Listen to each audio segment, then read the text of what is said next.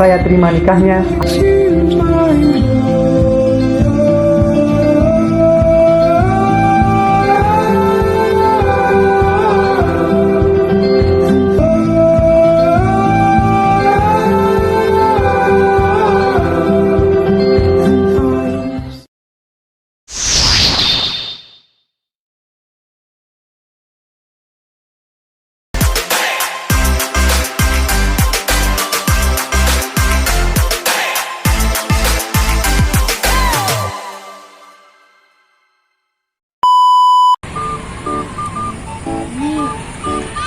Gimana sih, aku gak ngerti nih gimana nih caranya. Aduh, ini kan 96 derajat. Terus ini 11 derajat. Terus lulusnya yang dimasukin apa ya? Aduh, pusing banget deh. Pengen nikah aja deh ceritanya.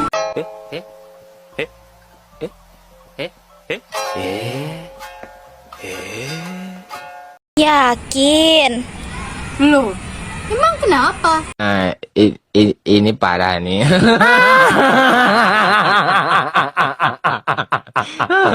Tenang.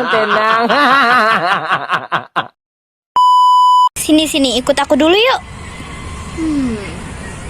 Sementara itu di Blitar, Jawa Timur, permohonan pernikahan anak usia dini meningkat 100%. Viral di media sosial, sejol di bawah umur di wilayah Bantaeng, Sulawesi Selatan ini melangsungkan pernikahan dini.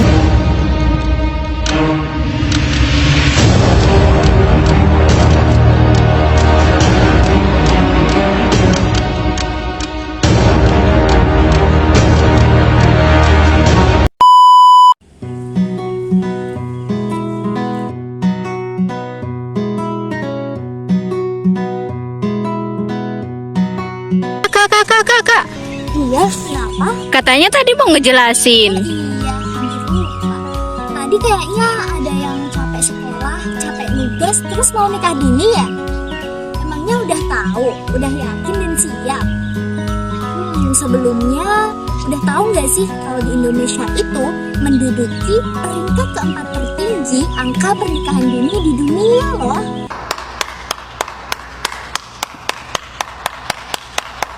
Wah, tinggi banget ya berarti. Emangnya nikah dini itu boleh nggak sih? Ada yang tahu nggak kira-kira? Sebenarnya nikah dini itu memang ada banyak resikonya, banyak juga dampaknya. Tapi selebihnya daripada itu, kita harus lebih mengetahui bagaimana cara kita menyiapkan diri kalau kita memang mau menikah dini. Kamu penasaran gimana, apa aja yang harus disiapin dan apa aja dampaknya? Yuk simak video ini. Menurut data Pengadilan Agama, bahwasannya di Indonesia sudah tercatat lebih dari 65.000 kasus pernikahan dini dan 55.000 pengajuan dispensasi nikah pada tahun 2022. Bahkan ya, sampai-sampai Kementerian Pemberdayaan Perempuan dan Perlindungan Anak mengatakan bahwasannya pernikahan dini di Indonesia semakin mengkhawatirkan.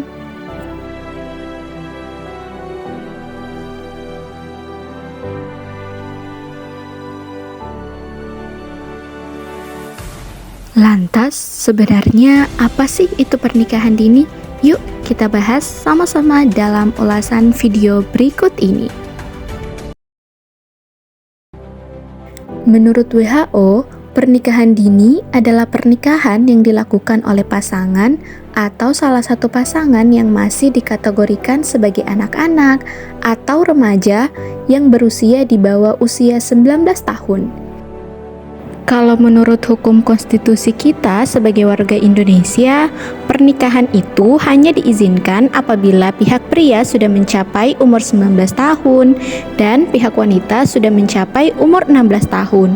Sehingga jika pernikahan dilakukan di bawah umur tersebut, maka hal tersebut dinamakan sebagai pernikahan dini. Selanjutnya, kita akan membahas tentang faktor-faktor apa aja sih yang menyebabkan terjadinya pernikahan di usia muda di Indonesia. Ada dua faktor yang menyebabkan terjadinya pernikahan di usia muda di Indonesia. Yang pertama adalah faktor individu. Nah, faktor individu di sini bisa disebabkan oleh perkembangan fisik, mental, dan sosial yang dialami oleh seseorang. Makin cepat perkembangan tersebut dialami, maka makin cepat pula berlangsungnya pernikahan, sehingga mendorong terjadinya pernikahan pada usia muda. Selanjutnya adalah tingkat pendidikan yang dimiliki oleh remaja. Makin rendah tingkat pendidikan, maka makin mendorong berlangsungnya pernikahan di usia muda. Dan yang ketiga, bagaimana sikap dan hubungan kita dengan orang tua. Biasanya pernikahan usia muda itu berlangsung karena adanya sikap patuh dan atau menentang yang dilakukan oleh remaja terhadap perintah orang tua. Nah, dalam kehidupan sehari-hari seringkali ditemukan bahwasanya pernikahan remaja itu karena ingin melepaskan diri dari pengaruh lingkungan orang tua. Dan yang keempat, pernikahan dini seringkali dilakukan sebagai jalan keluar untuk lari dari berbagai kesulitan yang dihadapi, termasuk kesulitan ekonomi. Karena tidak jarang ditemukan pernikahan yang berlangsung dalam usia sangat muda, yang disebabkan karena remaja menginginkan status ekonomi yang lebih tinggi. Faktor yang kedua yaitu faktor keluarga. Nah, faktor keluarga di sini bisa disebabkan oleh keadaan sosial ekonomi keluarga. Biasanya, akibat beban ekonomi yang dialami, orang tua itu mempunyai keinginan untuk mengawinkan anak gadisnya. Pernikahan tersebut nantinya akan memperoleh dua keuntungan, yaitu tanggung jawab terhadap anak gadisnya yang menjadi tanggung jawab suami atau keluarga suami, dan adanya tambahan tenaga kerja di keluarga, yaitu menantu yang dengan sukarela membantu keluarga istrinya. Yang kedua, yakni tingkat pendidikan keluarga. Makin rendah tingkat pendidikan keluarga, makin sering ditemukan pernikahan di usia muda. Peran tingkat pendidikan berhubungan erat dengan pemahaman keluarga tentang kehidupan berkeluarga. Dan yang terakhir, yaitu biasanya ada kepercayaan atau adat istiadat yang berlaku dalam keluarga. Nah, kepercayaan dan adat istiadat inilah yang juga menentukan terjadinya pernikahan di usia muda. Setelah mengetahui faktor-faktor yang dapat menyebabkan pernikahan dini, aku punya info penting nih teman-teman, yaitu tentang dampak dari pernikahan dini. Ini tentu perlu disimak kan? Kira-kira ada apa aja ya? Yang pertama, dampak biologis. Seperti yang kita ketahui, pada usia pernikahan dini, organ reproduksi masih belum matang sempurna nih teman-teman. Sehingga belum siap melakukan hubungan seksual, apalagi jika harus hamil. Dan jika dipaksakan, ternyata dapat membahayakan organ reproduksi loh teman-teman. Yang kedua, yaitu dampak psikologis.